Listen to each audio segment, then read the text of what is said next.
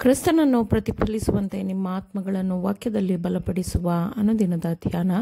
ಇಂದಿನ ಧ್ಯಾನದ ಶೀರ್ಷಿಕೆ, ಸಾವಿರಾರು ಜನರನ್ನು ಪ್ರಭಾವವು ಆಶೀರ್ವದಿಸಬಹುದು. ಈ ದಿನದ ದೇವರ ವಾಕ್ಯ, ದೇವರ ಮೇಲೆ ನೀವು ಇಟ್ಟಿರುವ ನಂಬಿಕೆಯು ಎಲ್ಲ ಸ್ಥಳಗಳಲ್ಲಿಯೂ ಪ್ರಸಿದ್ಧವಾಯಿತು. ಆದುದರಿಂದ ಈ ವಿಷಯದಲ್ಲಿ ನಾವು ಏನೂ ಹೇಳಬೇಕಾದದ್ದಿಲ್ಲ. 1 ಥೆಸಲೋನಿಕದವರಿಗೆ 1ನೇ ಅಧ್ಯಾಯ 8ನೇ ವಚನ.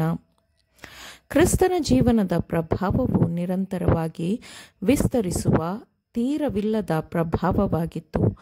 ಆ ಪ್ರಭಾವವು ಯೇಸುವನ್ನು ದೇವರಿಗೂ ಮತ್ತು ಸಮಸ್ತ ಮಾನವ ಕುಟುಂಬವನ್ನು ಒಂದು ಮಾಡುವ ಪ್ರಭಾವವಾಗಿತ್ತು. ಮಾನವನು ತನ್ನಷ್ಟಕ್ಕೆ ತಾನೇ ಬದುಕಲು ಸಾಧ್ಯವಾಗದಂತೆ ದೇವರು ಕ್ರಿಸ್ತನ ಮೂಲಕ ಅವರನ್ನು ಪ್ರಭಾವಕ್ಕೊಳಪಡಿಸಿದ್ದಾನೆ. ದೇವರ ಸಂಪೂರ್ಣತೆಯ ಒಂದು ಭಾಗವಾಗಿರುವ ನಮ್ಮ ಜೊತೆ ಮಾನವರೊಂದಿಗೆ ನಾವು ವೈಯಕ್ತಿಕವಾಗಿ ಸಂಪರ್ಕ ಹೊಂದಿದ್ದೇವೆ ಮತ್ತು ಪರಸ್ಪರ ಬದ್ಧತೆಯನ್ನು ಹೊಂದಿರಬೇಕೆಂಬ ಹಂಗಿನಲ್ಲಿದ್ದೇವೆ. ತನ್ನ ಜೊತೆ ಮಾನವನಿಂದ ಯಾರೂ ಸ್ವತಂತ್ರರಾಗಿರಲು ಸಾಧ್ಯವಿಲ್ಲ. ಯಾಕೆಂದರೆ ಪ್ರತಿಯೊಬ್ಬರ ಯೋಗಕ್ಷೇಮವು ಇತರರ ಮೇಲೆ ಪರಿಣಾಮ ಬೀರುತ್ತದೆ. ಪ್ರತಿಯೊಬ್ಬರೂ ಇತರರ ಒಳಿತಿಗೆ ಅಗತ್ಯವೆಂದು ಭಾವಿಸಬೇಕು ಮತ್ತು ಪ್ರತಿಯೊಬ್ಬರೂ ಇತರರ ಸಂತೋಷವನ್ನು ಉತ್ತೇಜಿಸಲು ಪ್ರಯತ್ನಿಸಬೇಕು ಎಂಬುದು ದೇವರ ಉದ್ದೇಶವಾಗಿದೆ. ಪ್ರತಿಯೊಂದು ಆತ್ಮವು ತನ್ನದೇ ಆದ ಪರಿಸರದಿಂದ ಸುತ್ತುವರೆದಿರುತ್ತದೆ. ಆ ಪರಿಸರವು ನಂಬಿಕೆ, ಧೈರ್ಯ, ಭರವಸೆ ನೀಡುವ ಬಲದಿಂದ ತುಂಬಿದ ಪರಿಸರವಾಗಿರಬಹುದು ಮತ್ತು ಪ್ರೀತಿಯ ಸುಗಂಧದಿಂದ ಸಿಹಿಯಾಗಿರುವ ಪರಿಸರವಿರಬಹುದು, ಅಥವಾ ಅದು ಅಸಮಾಧಾನ ಮತ್ತು ಸ್ವಾರ್ಥದ ಕತ್ತಲೆಯಿಂದ ತುಂಬಿ ತಣ್ಣಗಿರಬಹುದು ಮತ್ತು ಪಾಲಿಸಿಕೊಂಡೇ ಬಂದ ಪಾಪದ ಕಳಂಕದಿಂದ ಅದು ವಿಷಪೂರಿತವಾಗಿರಬಹುದು. ನಾವು ಸಂಪರ್ಕಕ್ಕೆ ಬರುವ ಪ್ರತಿಯೊಬ್ಬ ವ್ಯಕ್ತಿಯ ಮೇಲೂ ಅರಿವಿದ್ದೋ ಅಥವಾ ಅರಿವಿಲ್ಲದೆಯೋ ನಮ್ಮ ಸುತ್ತಲಿನ ಪರಿಸರವು ಪ್ರಭಾವ ಬೀರುತ್ತದೆ. ನಾವು ನಮ್ಮನ್ನು ಮುಕ್ತಗೊಳಿಸಿಕೊಳ್ಳಲು ಸಾಧ್ಯವಾಗದ ಜವಾಬ್ದಾರಿ ಇದಾಗಿದೆ. ನಮ್ಮ ಮಾತುಗಳು, ನಮ್ಮ ಕಾರ್ಯಗಳು, ನಮ್ಮ ಉಡುಗೆ ತೊಡುಗೆಗಳು, ನಮ್ಮ ನಡವಳಿಕೆ ಅಷ್ಟೇ ಯಾಕೆ, ನಮ್ಮ ಮುಖದ ಅಭಿವ್ಯಕ್ತಿ ಕೂಡ ಪ್ರಭಾವ ಬೀರುತ್ತದೆ.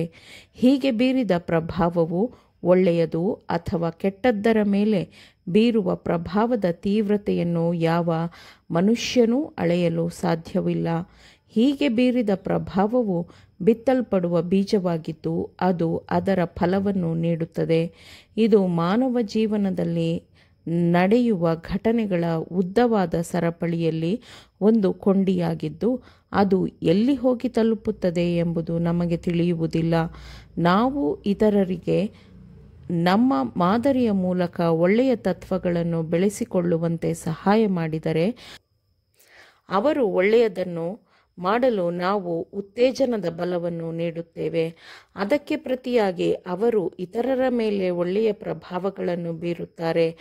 ಆ ಇತರರು ಇನ್ನೂ ಅನೇಕರಿಗೆ ಒಳ್ಳೆಯ ಪ್ರಭಾವವನ್ನು ಬೀರುತ್ತಾರೆ.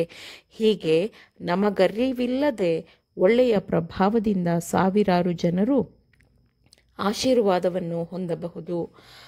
ಶಾಂತವಾದ ಕೆರೆಗೆ ಒಂದು ಕಲ್ಲನ್ನು ಎಸೆದಾಗ ಅಲೆಯು ರೂಪುಗೊಳ್ಳುತ್ತದೆ. ಹಾಗೆ ಅದು ಮತ್ತಷ್ಟು ಅಲೆಗಳಿಗೆ ಕಾರಣವಾಗುತ್ತದೆ. ಅಲೆಗಳು ಹೆಚ್ಚಾದಂತೆ ಅಲೆಗಳ ವೃತ್ತವು ದಡವನ್ನು ತಲುಪುವವರೆಗೂ ವಿಸ್ತರಿಸಲ್ಪಡುತ್ತದೆ.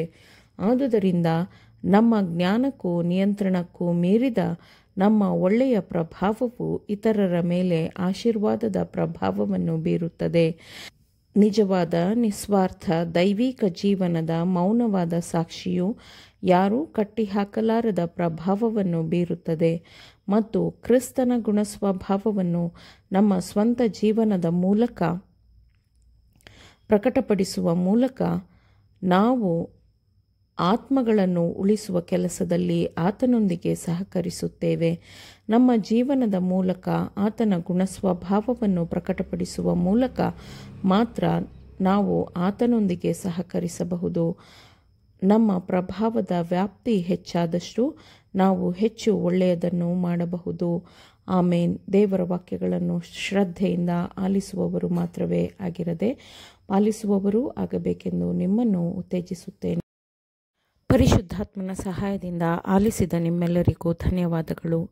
ಮತ್ತೆ ದೈನಂದಿನ ಧ್ಯಾನಕ್ಕಾಗಿ ನಾಳೆ ಸಂಧಿಸೋಣ. ಆಮೇನ್.